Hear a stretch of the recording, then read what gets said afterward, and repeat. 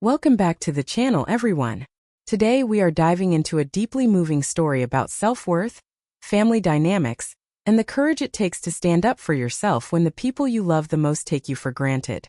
Imagine spending decades sacrificing everything for your family, only to find yourself treated like an invisible, unpaid servant on your landmark 60th birthday. This is the story of Evelyn, a devoted mother and grandmother who reached her absolute breaking point. When her son and daughter-in-law completely disregard her milestone birthday and treat her with shocking disrespect, Evelyn makes a quiet, radical decision that changes the trajectory of her life forever. She decides to pack her bags and walk away to reclaim her dignity. But what happens when the family realizes exactly what they lost? Let's find out. At 5 o'clock in the morning, my eyes open right on schedule, just like they had every single day for the past several decades. Outside my window, the world was wrapped in a heavy, pitch-black silence, broken only by the faint, amber glow of a lonely street lamp down the block. Today was a momentous occasion. It was my 60th birthday. By all traditional standards, it should have been a day filled with warmth, anticipation, and joy. Yet, as I lay there, a cold knot of anxiety twisted deep within my stomach. I slipped out from under the covers as quietly as possible, terrified of making even a peep that might disturb my son, Ethan, and his wife, Clara, sleeping in the next room. Fumbling through the shadows, I reached for my old, faded fleece robe. It was washed so thin that the original deep blue had faded to a pale, ghostly gray. It was the very last gift my late husband, Thomas, had bought for me before his sudden passing. My fingers brushed against a stubborn grease stain on the front, a mark that refused to fade no matter how hard I scrubbed. A familiar, hollow ache reverberated through my chest. In the kitchen, my hands moved with mechanical precision. I didn't need light to know where the pans were. The routine was practically hardwired into my muscle memory. 1. My son Ethan expected fresh, golden pancakes. 2. My daughter-in-law, Clara, would only drink a meticulously blended green wellness smoothie. 3. My 7-year-old grandson, Toby, required scrambled eggs made completely separate from everything else. 3 entirely different meals prepared simultaneously every single morning for 5 long years. Out of my 60 years on this earth, 40 of them had been confined to a kitchen. I had evolved from a young wife to a dedicated mother, and now to Grandma Evelyn. The few square feet of tile in front of the stove had slowly become my entire universe. Suddenly, the loud hiss of pancake batter hitting the hot griddle shattered the quiet. I froze, instinctively glancing toward the hallway, praying the noise hadn't traveled upstairs. "Are you completely ancient or just completely deaf?" A sharp, piercing voice echoed down the stairwell. "Do you have to make a chaotic racket this early in the morning? Some of us are actually trying to rest." My worst fear materialized. It was Clara. I gripped the handle of my spatula, the prominent blue veins on the back of my hand tightening like rigid wires. The kitchen door was violently thrown open, slamming hard against the wall. Clara stood there, her face completely obscured by a stark white skincare sheet mask, save for her heavily made-up eyes. She looked less like a family member and more like an apparition coming to collect a debt. "Today is actually I began softly, trying to gently remind her of the date. "I don't care what day it is," she cut me off, her voice dripping with impatience as the mask crinkled around her mouth. "I have a high-stakes corporate meeting at 9 a.m. If the smell of greasy fried food seeps into my designer suit, I'm going to be furious." Without a word, I turned down the flame and carefully lifted the pancakes onto a plate. A stray droplet of sizzling oil popped off the pan and landed directly on my wrist. A bright red mark bloomed on my skin, but I barely felt the physical sting. The emotional numbness was far stronger. I thought the morning couldn't get any more painful, but I had no idea that a shocking comment from my own son was about to change everything. "By the way, the plumber is scheduled to fix the upstairs pipes this afternoon. Make sure you sit tight and wait for him," Clara commanded, peeling off the mask to reveal her flawless, expensive skin. "And for lunch I want grilled salmon. Use minimal salt. I noticed I gained 2 pounds on the scale this week." She turned to leave, but paused at the threshold as if delivering a minor afterthought. "Oh, and make sure you whip up a few extra side dishes for dinner. My parents are coming over tonight." The heavy metal spoon slipped from my fingers, clattering loudly against the counter and splashing oil across the surface. Clara. Today is my 60th birthday. She slowly raised a perfectly manicured eyebrow, looking at me as if I had just said something completely absurd. And? Is turning 60 supposed to be some historic achievement? Modern life expectancy is well past 80 now. You've still got a massive chunk of your life left to serve. Don't be so dramatic. Before I could process the cruelty of her words, heavy footsteps thudded on the stairs. Ethan walked into the kitchen, entirely focused on his smartphone screen as he adjusted his silk tie. "Mom, where's my coffee?" he mumbled, not bothering to look up. "It's brewing right now, sweetheart," I said, quickly wiping my hands on a dish towel. "Step on it, please. I'm running incredibly late," he urged, his thumbs flying wildly across his screen. "Oh, and make sure you pick up some premium seafood for tonight's dinner. My father-in-law expects lobster when he visits." I stared intently at my son's profile. Every single day, his features looked more and more like his late father's. I vividly remembered a time when this exact same boy would use his tiny allowance to buy me a handmade birthday card, throwing his arms around my neck to tell me I was the best mom in the universe. Now he didn't even know what day it was. "Ethan," I called out softly, using his sweet childhood nickname. "Today is." "Mom, can you please not start nagging me the second I have a busy day ahead?" He interrupted with an aggressive frown, snatching the coffee mug and swallowing it in one massive gulp. "Clara, have you seen my blue cufflinks?" As I watched my own flesh and blood walk out of the room without a second glance, my knees felt weak. I leaned against the counter for support. On the wall calendar right next to the fridge, today's date was prominently circled in bright red ink. Underneath it, I had written Evelyn's 60th birthday. They had all walked right past it, completely blind to my existence. Later that afternoon, after the house emptied out and Toby was safely on the school bus, the silence in the home became suffocating. I sat in front of a small photo of Thomas. "Thomas, if only you were still here," I whispered, a thick lump forming in my throat.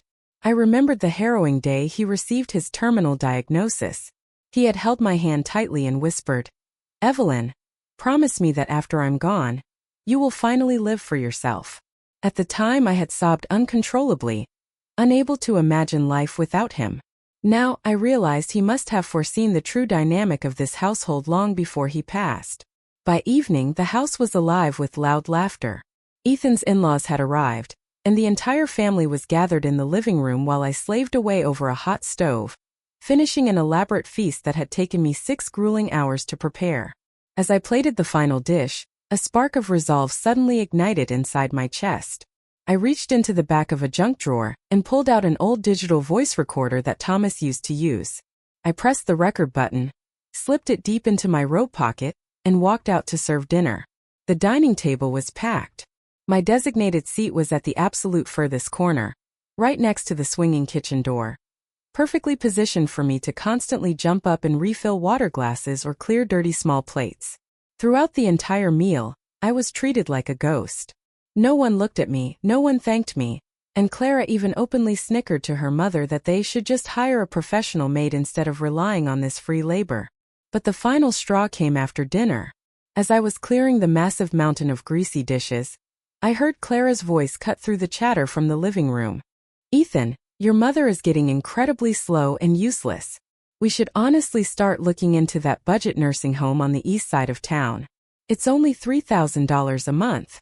I froze, gripping the edge of a porcelain plate so hard my knuckles turned white. I waited breathless for my son to defend me. I waited for him to remember that this very house was purchased using my life savings. I waited for him to remember that when his first business venture collapsed, I sold my precious gold jewelry to save him from bankruptcy. "Fine, whatever," Ethan sighed heavily, his voice dripping with absolute indifference. "You handle the arrangements. Just don't make it a massive headache for me." Hearing my own son sell me out was an agonizing betrayal, but they had no idea that I had captured every single word on a hidden device, and my countermove would leave them completely paralyzed. The next morning, before the sun could even hint at breaking through the horizon, I made my move. I quietly packed a single leather suitcase with my bare essentials, a few changes of modest clothing, my old photo albums, and a small wooden keepsake box containing a pair of silver bracelets my mother had left me. Underneath my pillow, I left 3 distinct letters addressed to Ethan, Clara, and Toby. And on the master dresser, right next to the house keys, I prominently placed the digital voice recorder. As I dragged my suitcase toward the front door, the floorboards gave a slight creak. "Mom? What on earth are you doing?" Ethan's groggy voice echoed from the top of the stairs. He stood there in his pajamas, staring in utter bewilderment at my luggage. "I am leaving, Ethan," I replied, my voice remarkably calm and steady. "I told you last night, but you chose to ignore me. Are you completely losing your mind?" he yelled, sprinting down the stairs 2 at a time. "Where could you possibly go? Who is going to make Toby's breakfast? Who is going to drive him to soccer practice?"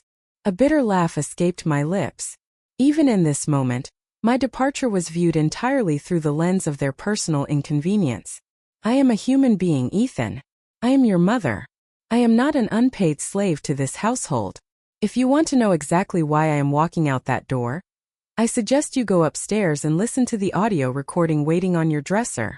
Before he could grab my arm, I stepped out into the brisk morning air and into a waiting taxi. I gave the driver the address to Maplewood Senior Living, a vibrant retirement community my old friend Martha had told me about. When I arrived at Maplewood, a wave of genuine warmth washed over me. The facility was pristine, sun-drenched, and alive with energy. Seniors were laughing over games of chess, analyzing books in a beautifully structured library, and participating in group exercises.